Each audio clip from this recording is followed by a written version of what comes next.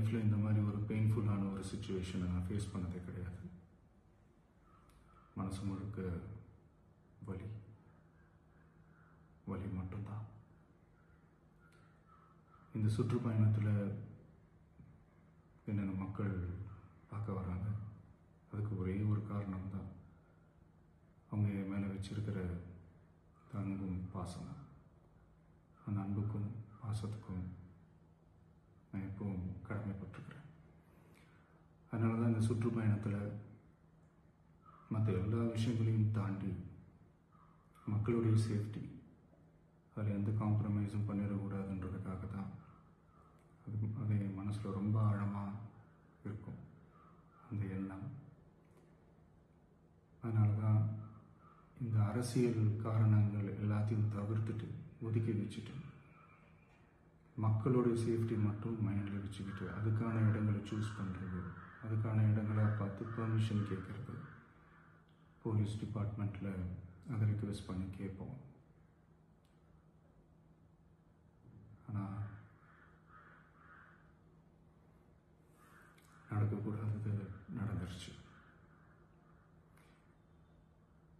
நானும் மனுஷன் தானே. அந்த நேரத்தில் அத்தனை பேர் பாதிக்கப்பட்டு இருக்கும்போது எப்படி அந்த ஊரை விட்டுட்டு என்னால் கிளம்பி வர முடியும்?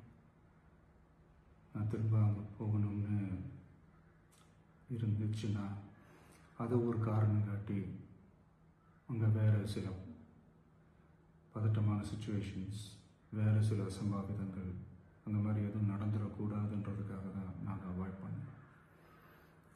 இந்த நேரத்தில் சொந்தங்களை இழந்து தவிக்கிற அத்தனை குடும்பங்களுக்கும் என்னுடைய ஆழ்ந்த இரங்கலை தெரிவிச்சுக்கிறேன். எனக்கு தெரியும், என்ன சொன்னாலும் இது ஈடேயாகாதுன்னு எனக்கு தெரியும். ஹாஸ்பிட்டலில் ட்ரீட் பண்ணிகிட்ருக்கிற எல்லாருமே சீக்கிரமாக க்யூர் ஆகி வரணுன்றதை இந்த நேரத்தில் நான் வேண்டிக்கிறேன். கூடிய சீக்கிரமே உங்கள் எல்லாரையும் நான் சந்திக்கிறேன். இந்த நேரத்தில் எங்களுடைய வலிகளை, எங்களுடைய நிலைமையை புரிஞ்சுக்கிட்டு எங்களுக்காக பேசின அரசியல் கட்சிகளை சார்ந்த நண்பர்கள், தலைவர்கள் அனைவருக்கும் என்னுடைய நன்றியை தெரிவிச்சுக்கிறேன். கிட்டத்தட்ட ஒரு 5 மாவட்டத்துக்கு பிரச்சாரத்துக்கு போனோம். இந்த மாதிரி எதுவுமே நடக்கல. ஆனால் கரூரில் மட்டும் ஏன் எப்படி நடக்குது, எப்படி நடக்குது? மக்களுக்கு எல்லா உண்மையும் தெரியும். மக்கள் எல்லாத்தையும் பார்த்துக்கிட்டு இருக்கிறாங்க. கரூரை சேர்ந்த அந்த மக்கள் அந்த உண்மையெல்லாம் வெளியில் சொல்லும்போது எனக்கு கடவுளே நேரில் வந்து இறங்கி அந்த உண்மைகள்லாம் சொல்கிற மாதிரி எனக்கு தோணுச்சு. சீக்கிரமே எல்லா உண்மைகளும் வெளியில் வரும்.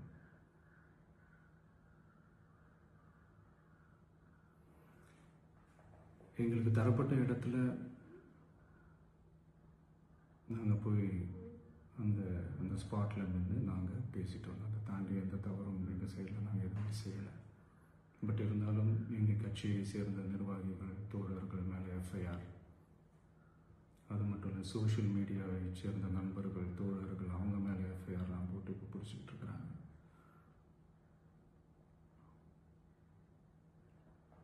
சிஎம் சார்,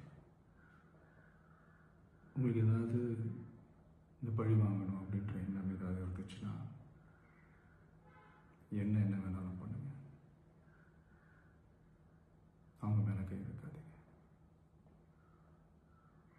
நான் ஒன்று வீட்டில் இருப்பேன், இல்லை நான் ஆஃபீஸில் இருப்பேன். என்ன வேணாலும் செய்யுங்க. நண்பர்களே, தோழர்களே, நம்மளோட அரசியல் பயணம் இன்னும் ஸ்ட்ராங்காக, இன்னும் தைரியத்தோட கண்டினியூ